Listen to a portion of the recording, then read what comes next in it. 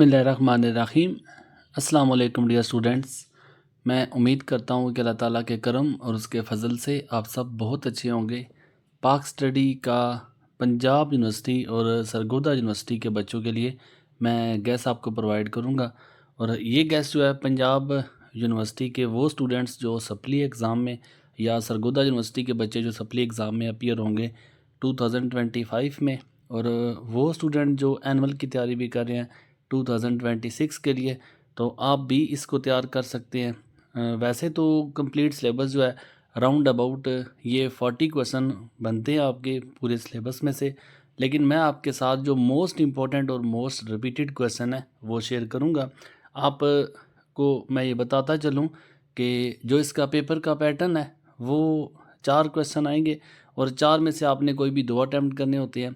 40 number का जो आपका पेपर होगा पाक स्टडी का, 20 नंबर का एक आप अटैम्प्ट करेंगे और 20 नंबर का दूसरा अटैम्प्ट करेंगे।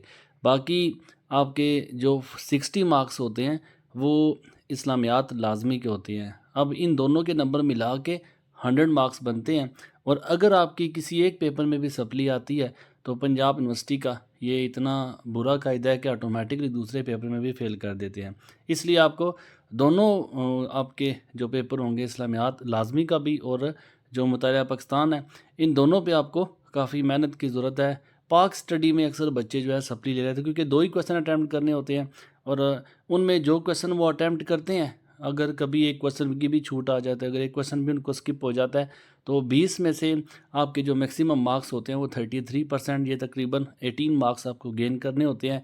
तो एक क्वेश्चन में से 18 नंबर थोड़ा सा मुश्किल प्रोसेस हो जाता है, इसलिए बच्चे की सप्ली आ जाती है। तो मैं आपके साथ 20 मोस्ट इंपॉर्टेंट क्वेश्चन शेयर करूंगा। इनको अटैम्प्ट करने का मेथड भी आपको बताऊंगा कि आपने इन क्वेश्चंस को कैसे अटैम्प्ट करना है, किस तरह आप मैक्सिमम मार्क्स गेन कर सकते हैं। बाकी जो मोस्ट इंपॉर्टेंट क्वेश्चन है आप उनको नोट करें। और अगर किसी बच्चे को ये क्वेश्चन ज़्यादा लगते हैं तो वैसे तो मैं आपको ये रिकमेंड करूँगा कि इन सब क्वेश्चंस को तैयार करें कि चांस ना लें आप। अब अगर फिर भी किसी बच्चे को ये 20 सवालात ज़्यादा लगते हैं तो आप देख सकते हैं मैंने कुछ क्वेश्चंस के आगे आपको ऐसे टिक मिल जाएंगे। तो टिक का मतलब यह है कि ये क्वेश्चन मोस्ट रिपीटेड और मोस्ट इम्पॉर्टेंट है। अगर आप चॉइस पे और सिलेक्टिव स्टडी करना चाहते हैं तो इन टिक वाले क्वेश्चंस को पहले तैयार कर लें। बाकी अगर आपके पास टाइम बचता है तो बाकिया क्वेश्चन को भी तैयार कर लें। अब दूसरी बात आती है कि आपने क्वेश्चन को कैसे अटैम्प्ट करना है। एक तो आपने याद रखना है कि मैक्सिमम मार्क्स स्कोर करने के लिए आयात का, जब आप इसकी तशरीह करें, एक तो आयात का इस्तेमाल लाजमी करें, उसमें अहादीस का इस्तेमाल लाजमी करें। और जो इल्लामा इकबाल के इशार होते हैं बाकायदा तौर पे पेपर पे कभी मेंशन भी होता है कभी नहीं भी होता, कि जो बच्चा इल्लामा इकबाल के इशार की रोशनी में ये 50 जो उनकी पोइट्री के इशार हैं वो आपके सिलेबस में शामिल भी हैं। अगर कोई बच्चा इल्लामा इकबाल के इशार लिखता है साथ तो उसको अच्छे मार्क्स भी मिलते हैं। कुरानी आयात का इस्तेमाल करें, अहादीस मुबारका का इस्तेमाल करें तो आपको अच्छे नंबर इसके मिलेंगे। बाकी मैंने कुछ सैंपल के तौर पे आंसर भी अपलोड कर रखे हैं कि अगर किसी क्वेश्चन का आंसर है तो प्रॉपर आपने उसकी बिगनिंग है उसका तारफ़ लिखें। जो भी आपके जैसा देखें, अगर 3 जून 1947 के मंसूबे के बारे में आप क्या जानते हैं तो पहले इसका तारफ़ लिखें, ये बेसिकली है क्या मंसूबा। फिर उसके बाद आपने जो इसका आंसर देना है वो हर जो भी आपका मार्क्स 15 या 20 मार्क्स के बनते हैं, कोशिश करें उन्हें उन्हें मैक्सिमम हेडिंग्स के साथ लिखें। जितने नंबर है उतनी हेडिंग्स होनी चाहिए। और आप बेशक हेडिंग में ज़्यादा इलेबोरेशन ना करें, ज़्यादा वजाहत ना करें, 3 4 5 7 लाइन में लिखें, लेकिन आप जितनी मैक्सिमम हेडिंग्स देंगे आपको उतने अच्छे मार्क्स मिलेंगे। तारफ़ लिखा हुआ हो, फिर आप अपनी हेडिंग्स को कम से कम 20 हेडिंग आप लाजमी लिखें। वही हेडिंग जो आपका क्वेश्चन पूछा गया उस क्वेश्चन के अकॉर्डिंग लिखें और फिर आपने लास्ट में कंक्लूजन लाजमी देना है। ये आपको अच्छे मार्क्स लेने का गुर भी है। जो आपको क्वेश्चन बता रहा हूँ आप अपनी पाक स्टडी की बुक से इन्हें नोट भी कर सकते हैं। बाकी आप पीडीएफ के लिए मैं आपको इस वीडियो के लास्ट में अपना नंबर भी शेयर कर दूंगा व्हाट्सअप के लिए। अगर आपको इनका सलूशन चाहिए वो आपको मैं सारे के सारे हलशुदा जो सवालात हैं वो भी दे सकता हूँ।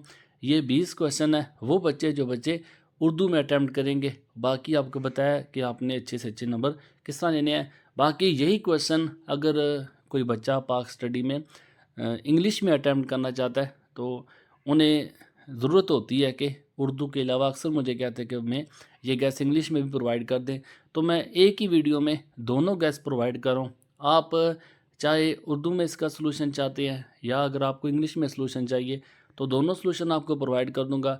आप बुक से भी तैयारी करें तो आपको मैंने की फिगर्स बताए हैं कि आप कैसे अच्छे से अच्छे नंबर हासिल कर सकते हैं।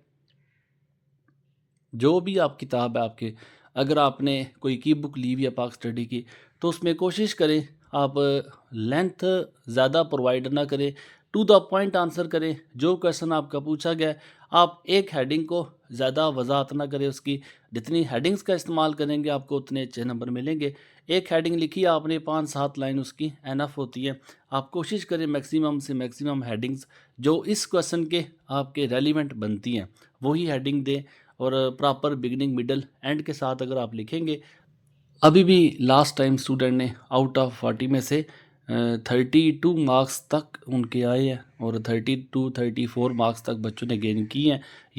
ये सब कुछ तब भी है कि जो चीज़ें मैंने आपको ऊपर वीडियो में गेस्ट दिखाते हुए बताएंगे, आप उनको अपने माइंड में बिठाएंगे तो मुझे यकीन है कि आप अच्छे से अच्छे मार्क्स स्कोर करेंगे।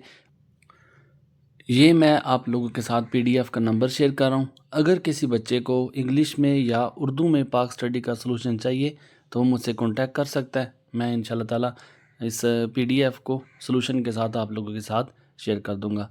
अल्लाह ताला आप सबका हामी और नासर हो। अल्लाह ताला आप सबको कामयाब करे। दुआ में याद रखिएगा। जज़ाकल्लाह। अल्लाह हाफ़िज़। अस्सलाम वालेकुम।